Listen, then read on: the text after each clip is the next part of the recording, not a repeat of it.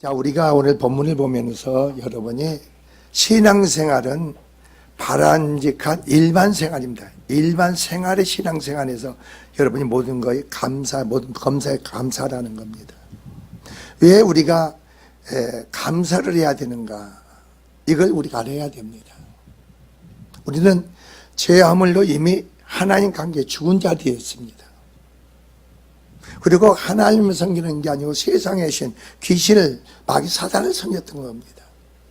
근데 하나님 그 가운데 여러분을 택하고 부르셔서 여러분의 믿음으로 어렵다고 하나님의 여러분께 함께 하시고 그 생명의 믿음을 가졌단 말이에요. 하나님이 내 안에 계시게 되면은 내가 구속받은 거룩한 백성이 되고 여러분의 삶은 이제 여러분의 주권과 하나님의 주권과 섭리 역사 가운데서의 삶입니다. 그분의 보호하심과 그분의 다스림과 그분의 축복의 역사하심과 인도하심과 가르침과 이 주님의 역사가 여러분 삶에서 행해지기 때문에 우리는 항상 내가 아니고 이제 주님으로 사는 삶을 감사하고 기뻐하시고 시집하고 기도할 수밖에 없다는 거죠. 그리고 오늘 본문을 보면은 두 부분을 나누어 살펴볼 수가 있는 첫째 전반부입니다. 여러분 16절에서 18절에서는 성도들이 바른 일상생활, 신앙생활을 모든 일에 삶의 수칙을 권면하고 있습니다. 즉 항상 기뻐하라는 겁니다. 그리고 쉬지 말고 기도해라. 그리고 범사에 감사하는 것이며 이는 꼭 그리스도 예수 안에서 하나님이 우리에게 원하시는 것이라고 합니다. 하나님이 우리에게 원하시는 것이다 이거예요. 근데 여러분이 이게 일반적인 우리의 신앙생활이에요. 수칙이에요. 하나님 우리에게 뭐라고요? 원하는 거. 하나님 우리가 원하는 걸 깨닫는 것밖에 축복이 없죠. 그 원하는 것을 우리가 이루실 때 나머지는 하나님께서 여러분을 이루시고 어떻습니까? 여러분 삶을 변화시키고 세우시고 축복하시고 하나님으로 되어질 일이라는 거죠. 그러니까 우리는 범사에 뭐만 한다? 항상 기뻐하고 쉬지 말고 기도하면서 감사만 해라 이거예요. 그 다음에 여러분이 보면은 19절에서 22절이 나옵니다. 자, 거기서는 성령을 소멸치 말고 그렇게 납니다. 그리고 예언을 멸시치 말며, 여기서 예언은 뭘 의미하냐? 하나님 말씀과 성령으로 선포된 예언을 말하는 거예요. 이것은 하나님의 뜻을, 하나님 뜻을 선포하는 우리를 뭐예요? 하나님 사람을 세우기 위한 겁니다. 세우기 위한 거예요. 그게 예언이에요. 예언을 멸시치 말며 모든 것을 잘 분별하여 선한 것을 취하고 악한 것을 일절 버리라고 권면하고 있습니다. 자, 우리를 향하신 하나님의 뜻은 결코 특이하거나 귀한 것이 아니라 이겁니다. 다만 우리가 바라는 일반 생활에서, 신앙생활에서 바로 모든 일을 우리가 바로 뜻 가운데 순종하면 되는 거죠. 이게 삶이에요. 생활이에요. 그게 신앙이 돼야 돼. 그러니까 여러분이 하나님 뜻 가운데 내가 살고 있는지 그렇지 않는 건지 말씀을 듣고 여러분이 알아야 깨달아야 돼. 왜 나는 교회 다닐 때 기쁨이 없을까? 왜 기쁨이 없느냐 이거죠. 왜 교회 다닐 때도 감사함이 없까? 왜 쉬지 말고 기도를 안 할까? 이런 게 내가 보면은 내가 지금 하나님과 관계에서 하나님 뜻 가운데 내 삶이 되고 있는지, 하나님 원하는 가운데 내 삶이 되고 있는지, 그게 뭐예요? 성령의 질 가운데, 성령 우리를 질 가운데 우리를 인도하시는 역사죠.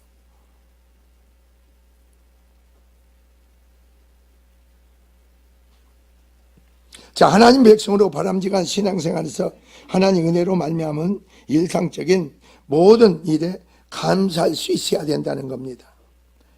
자, 16절 18절에 바울은 대상의 교인들을 향하여 항상 기뻐하라, 쉬지 말고 기도하라, 범사의 모든 일에 감사하라고 권고한 뒤, 그리고 그리스도 안에서 너희를 향하신 하나님의 뜻이라고 했습니다. 하나님 뜻은 하나님이 원하는 것이다 이겁니다.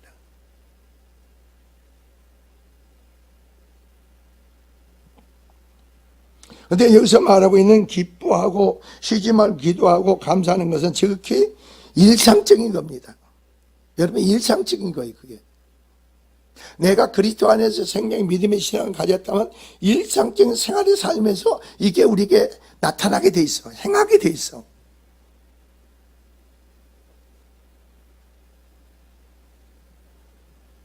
지극히 평범한 행위들이라 이겁니다. 그것은 결코 비일상적이거나 희귀한 무엇이 아닙니다. 그러므로 우리는 분명히 알아야 할 것은 우리를 향하신 하나님의 뜻은 대부분 아주 일상적이며 정상적인 삶이라는 사실을 알아야 됩니다.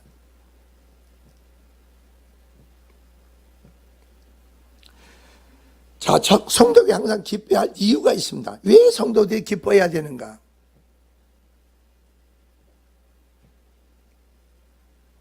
(16절에) 보면 바울은 항상 기뻐하라고 명령합니다. 사실 기뻐한다는 것은 영혼의 자발적인 감정이지 억지로 하는 게 아닙니다.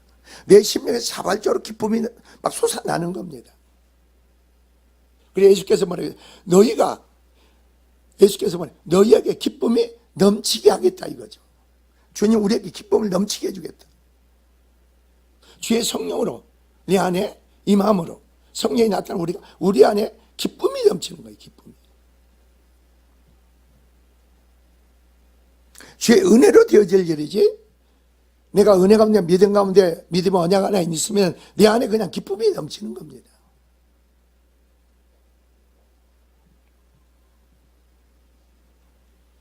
자, 여기서 바로 성도가 기뻐해야만 당위성을 가진 자에게 때문입니다. 즉 참된 성도란 매일 매순간 기뻐할 수밖에 없는 자라는 겁니다. 성도가 항상 기뻐해야 할 어떠한 이유가 있다는 말입니다. 그 이유가 무엇이냐 이거죠. 그것은 바로 주를 믿는 성도들은 얻은 영원한 천국의 구원의 축복 때문입니다. 여러분 생각해 보세요. 내가 구원을 받았는데 네가 구원받았어. 근데 하나님 얼마나 놀라운가 보세요. 미래 천국에서 일어날 일이 현재 내 안에서 하나님 이루시잖아요. 내 안에 천국이 임하게 하잖아요. 하나님의 성령으로 내 안에 심령 안에 임재하시고 그분의 다스림 통치 역사 가운데서 내 안에 모습이 항상 기쁨이 넘치죠. 그래서 주님은 그 기쁨이 넘치는 표현을 어떻게 하세요? 나를 믿는 자는 성경이라는 그 배에서 생수강이 넘친다는 겁니다. 생수강이 막 넘치게 돼 있어. 솟아나게 돼. 내가 주는 물을 마시는 자는 계속 샘솟듯이 심령에서 솟아나게 돼 있어. 그러니까 내가 온전한 믿음의 신앙생활에 있으면요, 우리의 병만은요, 우리 몸 다 떠나게 돼 있습니다. 떠나가게 돼 있어. 왜? 너희가 기쁨의 영이 넘쳐서 기쁨이 넘쳐보세요. 네 안에 악한 역사가요, 괴로워서 견딜 수 다 떠나가. 그런데 교회 다니면서도 뭐가 그래 못마땅해가지고 항상 심령에서 얼굴이 부어가지고 뭔가 불만이 그런 게 아니라는 겁니다. 내가 그리스도 안에서 일상생활의 신앙생활이 바로 그거 뭐예요? 바로 항상 기뻐하는 일이에요. 기뻐하려고 노력하는 게 아니에요. 그래서 바로 여러분이 알아야 됩니다. 그 심령의 구원이 이루어져 영생의 생명의 믿음으로 행한다면 그것은 바로 장래 왕성될 영원한 천국 구원이 현재해야 되는 겁니다. 내 안에 현재.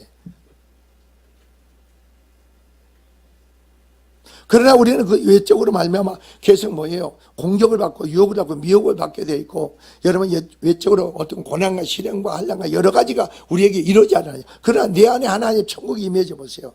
그 모든 것에서 우리는 자유를 누릴 수가 있죠.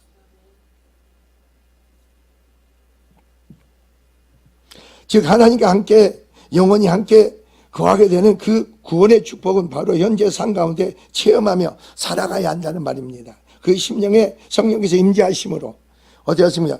생명이시며 빛이 되시며 기뻐하시는 영으로 나타내 역사하시면서 내 안에 사시는 이는 그리스도시요 주의 영으로 말미암아 우리가 기뻐할 수가 있다 이겁니다. 네, 여러분이 어떤 때는 나하고 상관없는 환경 여건이 있는데 내 안에 막 기쁨이 넘칠 때가 있죠. 성도는 근심하는 자 같으나 항상 기뻐하고 항상 가난한 자 같으나 많은 사람을 부욕해 하며 바로 아무것도 없는 자 같으나 모든 것을 가진 자의 삶이 주어진 겁니다. 그래서 기뻐할 수 있는 거예요. 왜? 내 안에 계신 그리스도는 모든 것을 가지신 분이니까. 내 안에 그리스도는 없는 것도 있게 하시는 분이니까. 내 안에 그리스도는 능치 못할 일이 없는 분이니까. 그래서 우리가 기뻐할 수가 있죠. 그리고 여러분 두 번째로 쉬지 말고 기도를 하겠습니다. 기도는 성도에 있어서 명령이자 특권입니다. 이것은 성도에게 명령이에요. 명령으로 주어지고 특권으로 주어진 거예요. 기도는 해도 되고 안 해도 되는 게 아니에요. 이건 여러분 생활의 신앙, 일반 생활의 신앙생활이에요, 이게.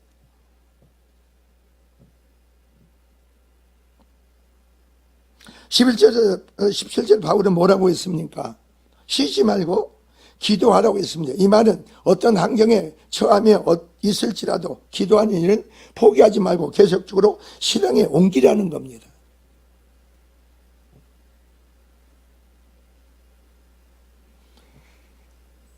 여기서 기도를 하면 가장 친밀하고 살아있으며 진실하고 깊은 하나님과 교통관계를 지칭하는 거죠. 그것은 성도가 하나님께 다가갈 수 있는 가장 경건의 통로가 기도입니다.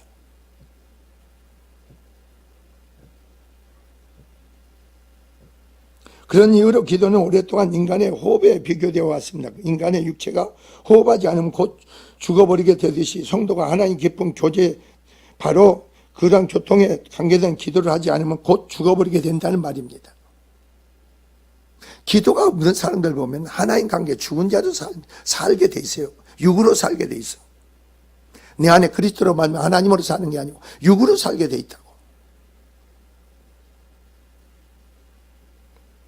그렇기 때문에 바울은 지금 쉬지 말고 기도하라고 명령하는 겁니다.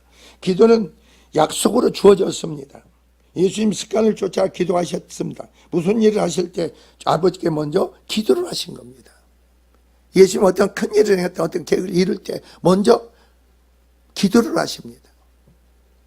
제자들을 세울 때 기도를 하십니다. 그리고 예수님 모든 사역을 보세요. 기도를 통해서 모든 일이 이루시지. 기도가 없이는 무슨 일을 행하지 않습니다. 우리도 마찬가지입니다. 우리 생활의 삶에 어떤 계획을 갖고 뜻을 갖고 있습니까? 아무리 훌륭한 계획을 갖고 있다 해도 그 계획을 이루신 것은 하나님이십니다. 그렇기 때문에 기도가 없이는 어떻습니까? 우리가 어떤 놀라운 훌륭한 계획을 갖고 있다 해도 하나님이 그걸 이루셔야 되는데 그렇지 못할 때 어떻습니까? 내가 그게 고통이 되고 짐이 되죠.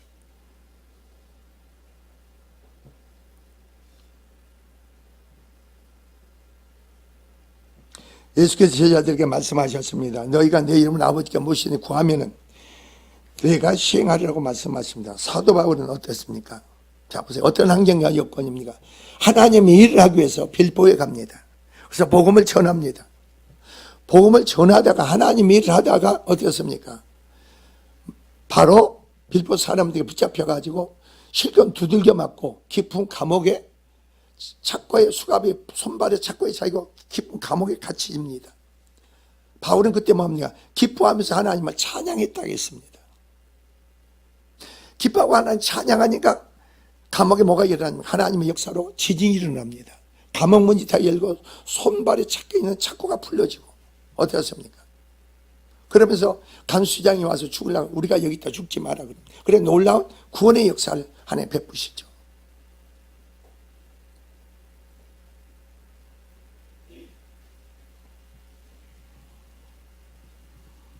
기도는 하나님의 주권에 굴복하는 것이요 그리하여 하나님께 무릎을 꿇는 겁니다.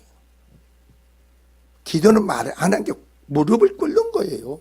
여러분 기도할 때 자세를요 그 이상한 자세를 취하지 마세요. 어떤 사람은 그러더라고요. 기도할 때요 정말 간절한 마음이 있어 여기 의자에도 안 앉아 여기 바닥에 앉아 바닥에 무릎 꿇고 손 들고 기도해.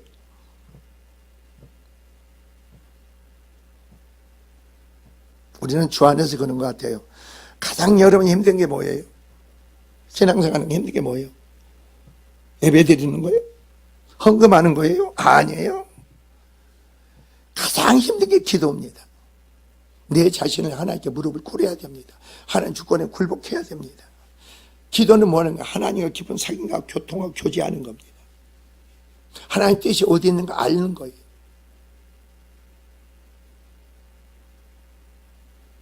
그러니까 기도가 없다는 것은 하나님과 상관이 없다는 거예요. 상관이 없다는 거예요. 하나님과 상관이 없는데 무슨 기도가 따르겠습니까? 내가 뭔가 이루려고 하고 내가 뭔가 해보려고 하는 거죠.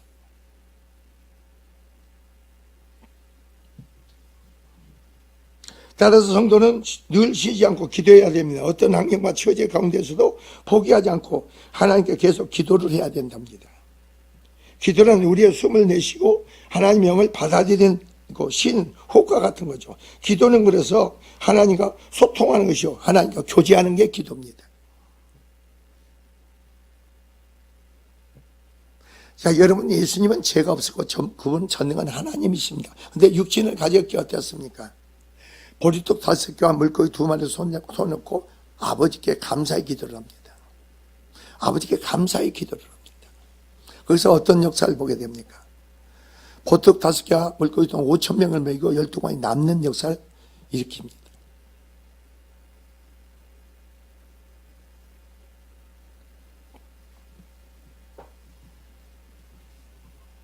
그리고 여러분 세 번째로 보니까 뭐가 나옵니까? 범사에 감사라는 겁니다. 주의 선한 섭리를 인정하는 자만이 범사에 감사할 수가 있습니다.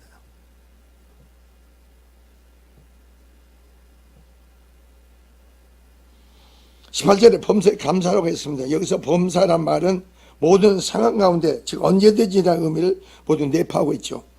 자, 따라서 본절의 의미는 성도는 어떤 상황 가운데서도 언제든지 하나님께 감사해야 한다는 말입니다. 여러분을 하나님 택하고 부르신 것은 하나님이고, 하나님 백성으로 소유도 삼은 것도 하나님이시고, 여러분의 주가 하나님이 되신 것도 여러분이 하나님이시란 말이에요. 그리고 믿음의 언약을 주신 것도 하나님이시고, 이제 여러분 삶이 그 주권의 섭리 가운데 여러분 삶이 되기 때문에 우리는 뭐 있어요? 모든 일에 감사하면 돼요. 하나님 감사합니다. 그리고 그리스도 안에서 믿음의 언약의 약속이 주어지잖아요. 내가 믿음의 언약의 약속 안에 거할 때는 어떻습니까?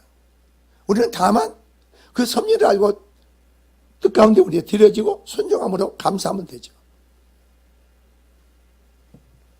하지만 이 일이 마치는 그렇게 쉬운 일이 아닙니다. 그것은 감사라는 말이 언상 어떠한 사람 또 혹은 일 때문에 일어나는 어떻습니까? 기쁨을 표하는 마음의 자발적인 감정을 의미하는 건데, 여러분 확신이 오니까 낙심하고 좌절하는 게 아니고 내 안에 기쁨의 표현이 감사 아니에요?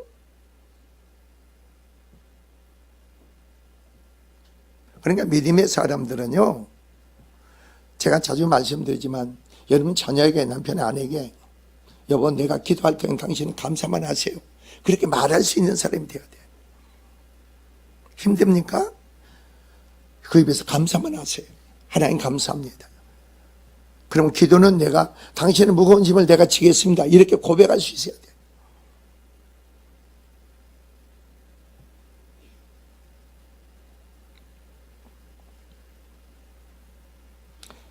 특히 하나님께 대해서 감사하는 것을 나타낼 때 모든 일에 모든 환경에서 감사하는 것인데, 이러한 감사는 하나님의 선하심을 깊이 깨달아야 된다는 거죠.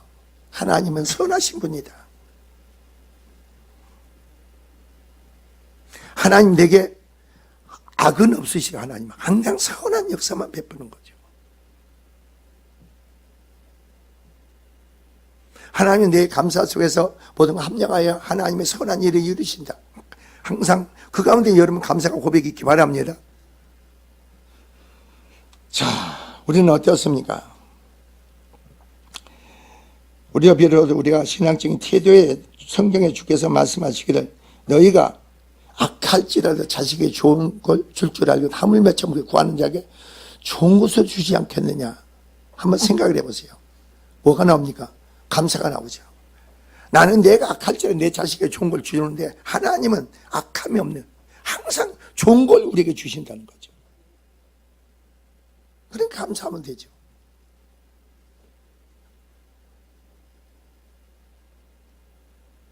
우리는요, 감사할 수 없는 상황에서 감사할 수 있어야 됩니다. 여러분이 항상 아세요. 우리는 내가 주체가 되어가지 말고 근거가 되지 마세요. 옛날 여의도 순복음교회 장로가 한 분 있어요. 장로 되기 전에 그 양반이 회사가 부도나가지고요, 빚쟁이들이 쫓겨서 이리저리 도망가 기도원에 숨어 있다가 현찰 1,000만 원이 있었어요. 1,000만 원이. 그래가지고 이 양반이 기도를 하다가 지금 빚쟁이한테 돈을 별로 오는데 이 1,000만 원을 그냥 감사함으로 하나님께 드려버렸은 거예요. 감사함으로 하나님께 드렸어. 없는데 1,000,000원 지금 한 푼이나 중요한 게 1,000,000원 하나님께 드려본 거예요. 그런데 그분이 성공교회에서 어떻게 된 줄 아세요? 최고 11조를 많이 낸 장로가 된 거예요. 하나님 그렇게 축복한 거예요. 우리는 감사로 모든 걸 하면 돼요. 그건 놀라운 거 아니에요. 하나님 주권을 인정한 거죠. 제가 그런 얘기를 하잖아요. 어떤 분이 인테리어를 하다가 인테리어를 하다가 공사를 하기 전에 7,000,000원 한 20년 전이죠. 인테리어 공사를 하는데 큰 카페를 하다가 7,000,000원 미리 써줬어. 미리서 그 사람에게 미리 써줬는데 이 사람이 공사를 하다 말고 그거 갖고 도망가 버렸어. 그러니까 그 인테리어 공사하는 사람이 얼마나 그 예수 믿는 사람이에요. 그래서 그게 얼마나 처음에는 낙심이 될 거예요. 오히려 그 사람이 하나님 감사합니다. 그리고 그 갖고 도망간 사람을 놓고 축복 기도를 한 거예요. 하나님께. 정말로 진정으로 감사로 하나님 감사합니다. 하나님을 의지했기에 신뢰했기에 하나님을 믿었기에. 근데 그 사람이요 7,000,000원 갖고 도망갔는데 마음이 괴로워서 견딜 수가 없는 겁니다. 마음이 괴로워서 견딜 수가 없어서 그 돈을 싸가지고 왔어. 다시 싸가지고 주었다니까. 문제의 답을 찾는 것은 여러분 생각으로 찾지 마세요. 하나님에게는 그 길을 찾고 문제의 답을 찾으세요.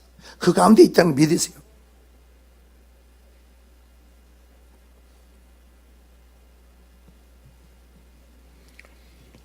자, 그런데 우리는 어떻습니까? 세상 가운데 죄로 말미암아 죽은 우리를 저주 가운데 있는 자를 불려내어 예수 그리스도의 십자가 구속으로 말미암아 멸망에서 구원받아서 하나님 소유된 백성으로 삼으신 모든 자에게 하나님께서는 믿는 모든 성도에게 삶의 주인으로 주가 되십니다. 그리고 그리스도는 믿음의 언약 가운데 거하시는 모든 자들에게 모든 필요의 모든 걸 채우시고 보호하시고 바로 온전한 믿음으로 이끄시고 역사하신 하나님 주권의 선한 역사가 바로 나에게 행해짐으로 모든 일을 감사할 수밖에 없는 거예요. 몰라도 여러분 하나님 감사합니다 고백해 보세요. 하나님 감사합니다. 하나님이 선하게 역사하십니다. 하나님 축복하십니다. 감사 고백을 하면서 해보세요. 여러분 삶에 그대로 이루어지죠. 원망하고 불평하지 마세요. 그리고 여러분의 삶에서 짜증내고 신경을 내지 마세요. 부정적인 사람이 되지 말고 긍정적인 사람이 되라는 거죠. 하나님이 축복하신다. 하나님이 되게 하신다. 하나님 이루신다. 하나님 우리의 길을 여신다. 하나님이 준비한 걸 우리에게 안겨주신다. 항상 고백을 하세요.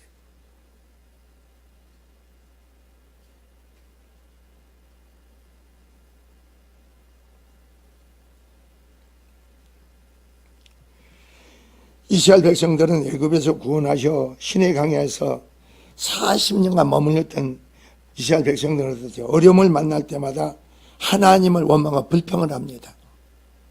하나님의 궁극적인 목적이 뭐예요? 애굽에서 구원하신 목적은 뭐예요? 가나안의 축복이죠. 그걸 바라보지 않고 현재 주어진 환경 여건 속에서 원망하고 불평을 하는 거예요. 그러나 원망하고 불평을 하는데 가나안에 이르지 못하죠. 오늘 우리의 믿음의 신앙도 마찬가지예요. 여러분 세상 가운데 불러내가지고 여러분이 하나님 구원 백성, 하나님 백성으로 거룩한 백성으로 하나님이 여러분 삼으셨잖아요. 삼으셨다는 목적이 뭡니까? 그리스도 예수 안에서 언약과 약속한 모든 것을 여러분에 그냥 주시는 거예요. 주시는 거예요, 여러분에게.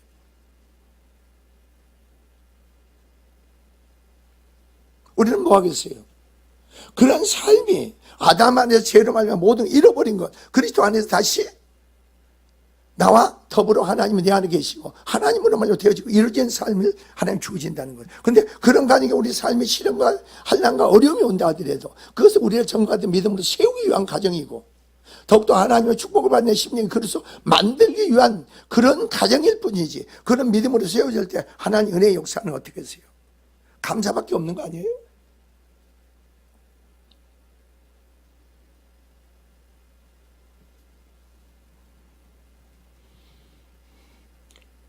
우리는 하나님 어떤 분인지에 대한 깊은 성찰이 있어야 됩니다.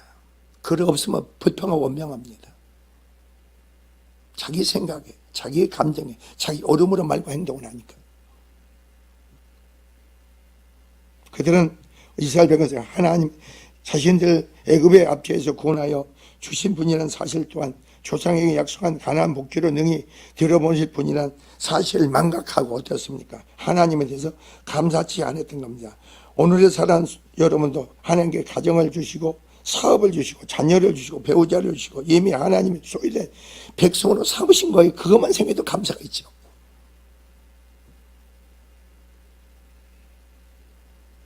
그러나 주님 안에서 온전한 관계 속에서 부부간의 회복이 되고 부모와 자식관계 회복이 되고 여러분의 삶이 회복되고 감사 아닙니까? 여러분 힘써 애써 노력해서 주어진 게 아니고 하나님이 값없이 주어지고 회복시켜 주었잖아요.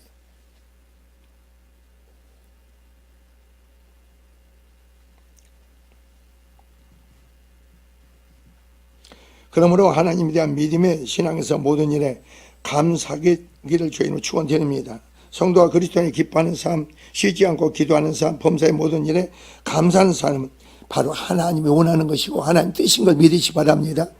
그게 우리 성도의 일반적인 생활이에요. 신앙이에요. 그 특별한 걸 요구하는 게 아니에요.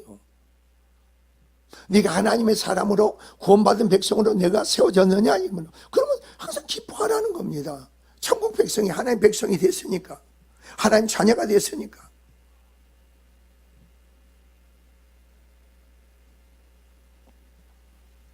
하나님은 자신의 뜻을 그리스도 안에서 그리스도를 통하여 나타내시기 때문에 그리스도를 통하지 않고는 하나님 뜻을 알 수 없지요. 그 다음에 봅시다. 성령을 소멸하지 말면 그렇게 나옵니다. 여러분이 이 말씀을 좀 여러분 잘 들으시기 바랍니다. 항상 기뻐하고 쉬지 말고 기도하고 범사에 감사한 것은 바로 아까 말씀 일반적인 거예요. 일반적인 거. 그게 신앙생활이란 말이에요. 여기서 우리가 이 교회에서 행해지는 예언이 뭔지, 말씀이 뭔지, 이것은 예언이에요, 예언. 예언의 말씀은 말이에요. 여러분이 하나님 뜻이 선포된 거, 여러분을 세우기 위한 거예요. 하나님 축복 받는 자로 세우기 위한 거예요, 예언이에요.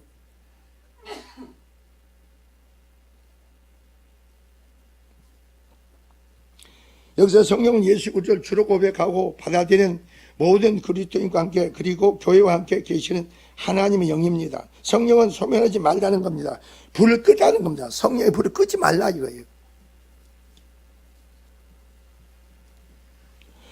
성령은 불과 같은 속성으로 사람의 내면에 있는 죄악을 불태우고 하나님의 역사를 드러내도록 뜨거운 마음을 주신다는 의미입니다. 따라서 성령을 꺼버린다는 것은 성령 활동을 강하게 억눌려 억제한다는 겁니다. 그러니까 하나님 뜻 가운데 여러분이 들여지고 순종해야 돼. 근데 그게 일반적인 우리의 신앙의 생활의 삶인데 그걸 행하지 않는 건 내 안에 성령을 뭐하는 거? 억제하는 거예요. 성령의 바로 오늘 본문의 말씀같이 바로 뭐예요? 소멸하는 거죠. 그래서 성령을 꺼버린다는 것은 성령의 활동을 강하게 억눌러 억제하는 것이 의미가 되죠. 이는 곧 사람이 자기 본성대로 살아간다는 말이며 하나님이 주신 은사를 의도적으로 활용치 않는다는 겁니다. 여러분 심령의 성령이 너희 안에 계시니 하나님이시니 하나님 기쁜 뜻 가운데 소원을 주고 여러분 활동하시는데 그걸 억제시키는 거예요. 성령이 여러분 마음에 어떤 마음의 소원을 주시면 그대로 행하세요.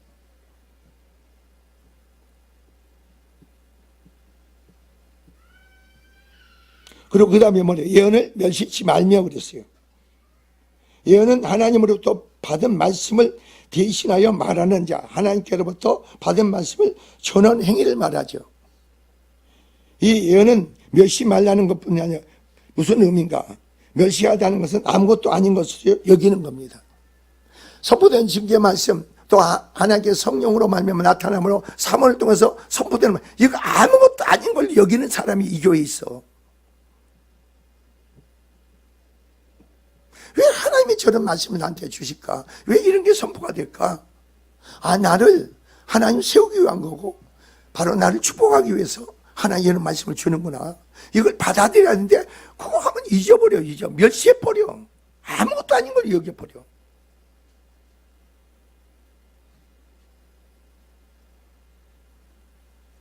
이 말은 업신여기다 무시하다는 한마디로 본문을 예언을 아무것도 아닌 것으로 여겨 무시하지 말라는 말이 명령입니다. 이런 행동은 예언자들에 대해서 통해 교회를 세우시는 하나님의 일을 방해하는 것입니다. 교회를 세운다는 건 성도를 세우는 거예요. 성도가 세워지는 게 교회가 세워지는 거예요. 나에게 무슨 말씀이 선포되는가, 나에게 오늘 모든 예언이 선포되는가, 이걸 내가 기대하면서 바라면서 그걸 내가 붙잡아야 되는데 이걸 무시해버려.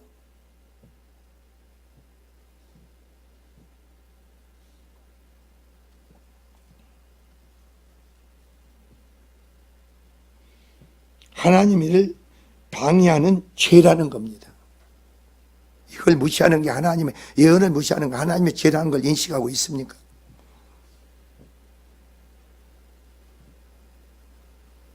예언한 자들은 성령의 역사를 통해서 말하기 때문에 예언을 멸시하는 자들은 성령의 활동을 멸시하는 죄를 짓는 것입니다.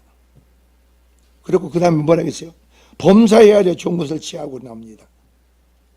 모든 것을 시험하여 입증하라. 자, 여기서 예언과 똑같은 겁니다. 예언이 선포하면 그걸 입증하라는 겁니다. 이게 하나님으로부터 주어지는 예언인지 아니면 마귀로부터 주어진 예언인지 이걸 입증하라는, 분별을 하라는 거예요.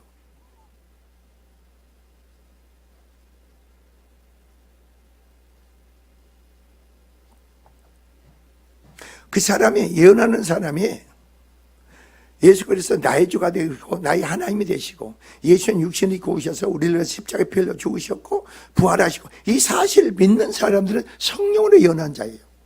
하나님으로부터 행하는 자들이에요. 그 예언하는 사람을 분별을 해야 돼요. 예언하는 사람.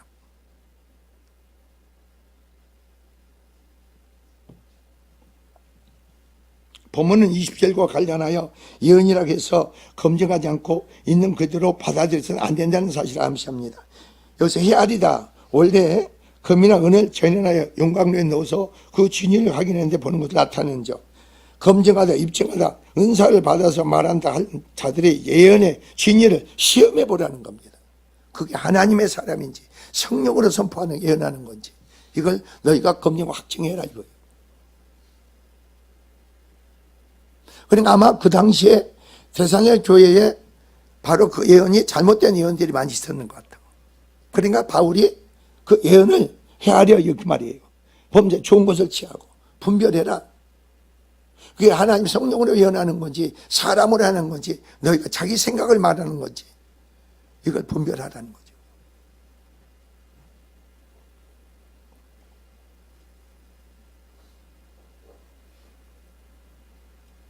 그것은 하나님께로 온 것인지 아니면 악한 영에서 온 것인지 아니면 말하는 사람 가운데 개인의 의견을 말하는 것이 밝히는 것입니다. 아, 저 사람은 자기의 얘기를, 자기의 의견을, 자기 생각을 말하고 있구나. 악한 영으로 말하고 있구나. 아니면 하나님이 성령으로 말하며 선포하고 있구나. 이걸 내가 진리를 알아야죠.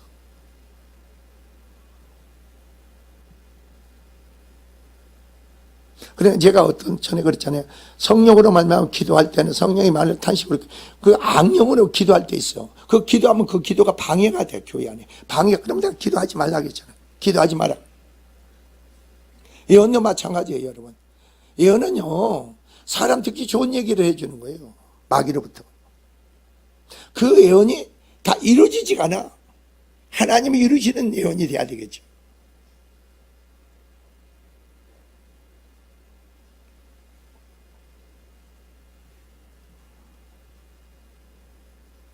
좋은 것을 취하고 그렇게 나옵니다. 좋은 것을 취하고.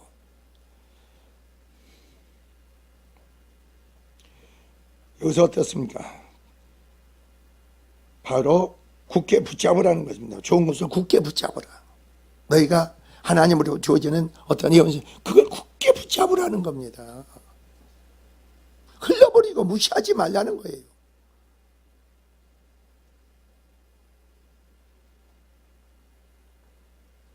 하나님께로부터 왔다고 확신하는 영적인 은사나 예언을 말하는데 성도들이 이를 확실하게 붙잡아야 하는 겁니다.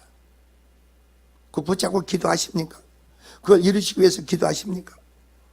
그걸 가지고 주님께 내려놓습니까?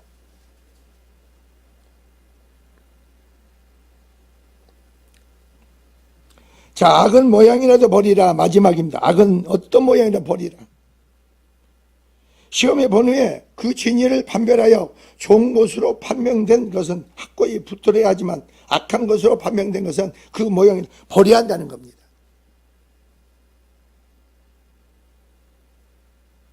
본문은 다시 번역하면 모든 형태의 악으로부터 스스로 삼가라. 조심해라 이거예요.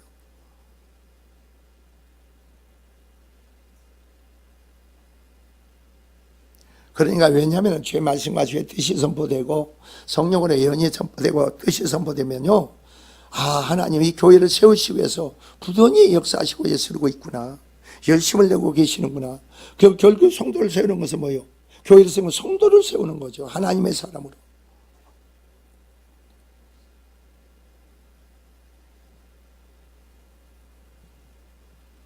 하나님 앞에 악한 것은 판단하는 그 어떠한 것으로부터 떠나라 보다 포괄적인 의미를 지니는 겁니다. 여러분은 항상 심령안의 삶에서 항상 기뻐하고 있습니까? 쉬지 않고 기도하고 있습니까? 범사해야 할 모든 일에 감사하고 있습니까? 하나님의 뜻을 이루고 있고 하나님 원하는 것을 이루고 있느냐고요.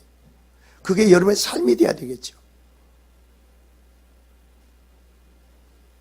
그리고 여러분의 교회를 세우고 여러분을 세우기 위해서 하나님께서는 어떻습니까? 오늘 바로 성령으로 말미암아 여러분 개개인에 대한 것을 선포하고 말씀하실 때 그걸 받아들이고 그걸 붙잡고 있습니까? 그걸 놓고 기도하고 있습니까? 이번에 성회를 통해서도 여러분이 오늘 이 말씀 우리 교회 이제까지 이끌어 오신 하나님 역사를 말씀하는 거고 있고, 이번 성회도 이런 말씀이 주어질 때 여러분이 그걸 어떻게 행해야 될 것인가, 내가 받아들일 수 준비된 자로서 어떻게 행할 것인가, 오늘 그 말씀을 주는 거예요.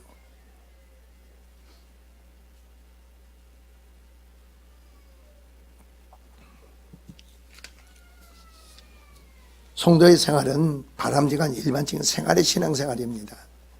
하나님 어떤 기한 어떤 속에서 하는 게 아니고 여러분의 생활이라고, 삶이라고, 그게 신앙생활이에요. 그 속에서 여러분이 감사하시기 바랍니다. 그래서 주님은 놀라운 은혜가 여러분 심령의 가정의 사업에 넘치기를 주의는 축원드립니다. 기도하겠습니다. 좋으신 하나님 아버지, 영광과 찬송과 감사하는 교도입니다. 심령들